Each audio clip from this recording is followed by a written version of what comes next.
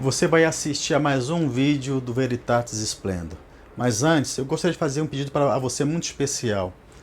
Clique no sininho, das notificações, se inscreva em nosso canal, dê o seu like, compartilhe esse vídeo. Isso é muito importante para que possamos ter uma qualificação melhor dentro do YouTube e possamos alcançar mais almas para Deus e para o redil da única e verdadeira igreja de nosso Senhor Jesus Cristo. Desde já, muito obrigado. Fique com Deus. Sejam bem-vindos mais uma vez ao programa Respostas Católicas. Hoje nós iremos falar sobre a Igreja Católica, o Imperador Constantino e os Papas na Bíblia. Tá? Os protestantes, geralmente, eles costumam dizer que a Igreja Católica foi fundada pelo Imperador Constantino no ano de 313. Nós temos que verificar aí que no ano 313, o imperador Constantino, ele dá apenas liberdade de culto aos cristãos.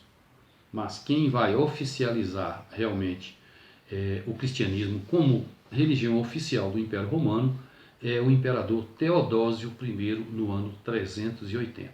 Então aí existe um grande equívoco sobre essa interpretação dos protestantes. Mas nós vamos verificar que a Igreja Católica ela já começa ali em Mateus 16 e 18, quando Jesus fala para Pedro: Tu és Pedro, e sobre esta pedra eu edificarei a minha igreja. Apesar que os protestantes vão dizer que Pedro não foi um papa, né? Mas tudo bem, sem problema.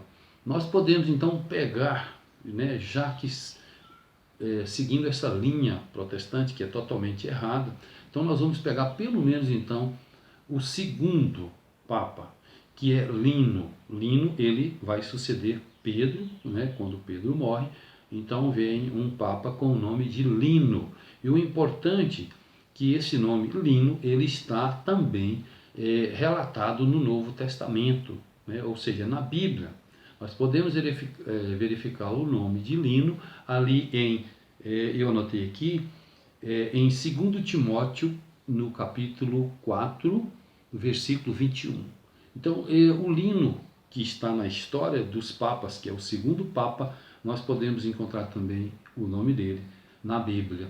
Né? E um outro nome também que nós podemos buscar na Bíblia, no Novo Testamento, é o quarto sucessor de Pedro, que é Clemente. Né? Então nós temos o primeiro Papa que está narrado no Novo Testamento, que é Pedro, apesar que os protestantes não aceitam, mas nós temos um segundo Papa que sucede Pedro, ele está em 2 Timóteo. O terceiro, ele está na lista dos papas na história, nós não encontramos o nome dele na Bíblia, mas o quarto Papa, que é Clemente, né, ele também é encontrado o seu nome na Bíblia.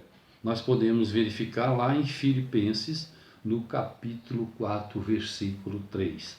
Então nós vamos ver o nome de Clemente. E para nós entendermos então a origem da Igreja Católica, nós temos que entender logicamente essa sucessão apostólica e a lista destes papas. No vídeo a seguir agora vocês vão acompanhar uma lista do primeiro Papa até o 32º, que vai coincidir ali com o período de Constantino. Então, o que nós podemos afirmar, né, de imediato é que antes de Constantino houveram 32 papas. Né? E uma pergunta que fica aos protestantes é a seguinte: esses 32 papas que exerceram os seus pontificados na história da igreja, esses 32 antes de Constantino, eles pertenciam a qual igreja? Naquela época só existia a Igreja Católica, né? Apesar que os protestantes vão dizer que o nome católica, o nome católico, não está na Bíblia, mas nós podemos observar que um bispo da época, ali por volta do ano 100, 105, Santo Inácio de Antioquia, já vai utilizar esta expressão católica. Então são alguns anos, vamos dizer assim, alguns anos, pouco depois da morte dos apóstolos.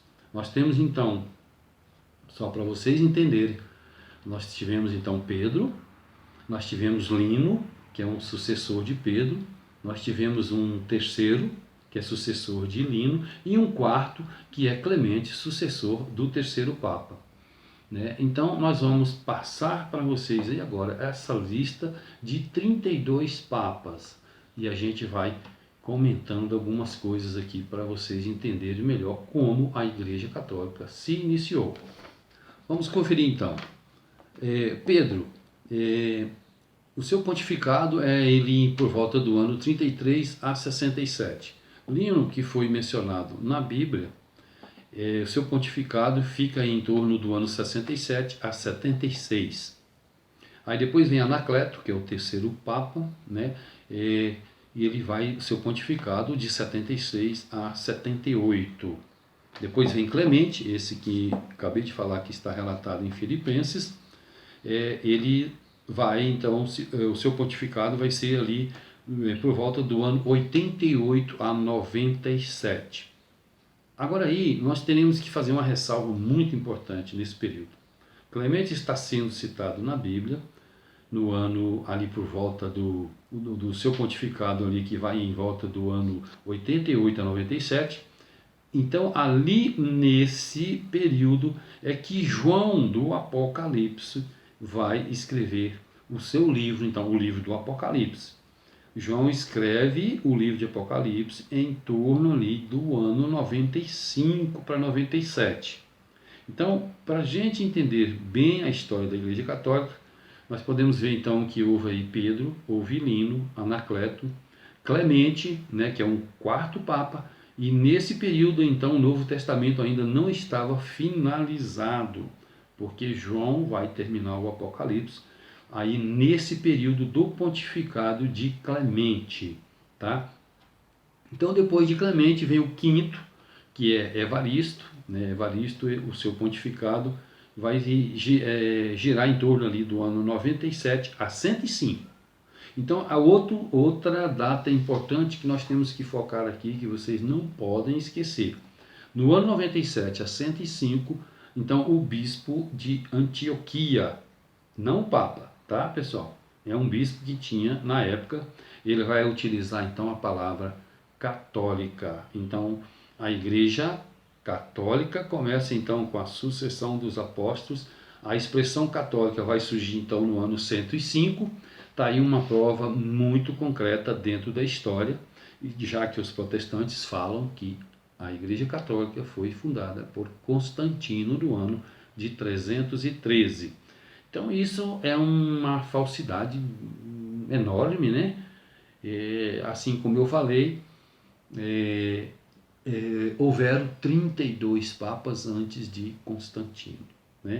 Aí eu vou citar aqui o nome de outros, que tem o sexto, sétimo, oitavo, Alexandre, Sisto, Telósforo, Higino, Pio I, Aniceto, Sotero, tem Eleutério, tem Vítor I, Zeferino, Calixto, Urbano I, Ponciano, Antero, Fabiano, Cornélio, Lúcio I, Estevão, Sisto II, Dionísio, Félix I, Eutiquiano, Caio, Marcelino, Marcelo I, Eusébio.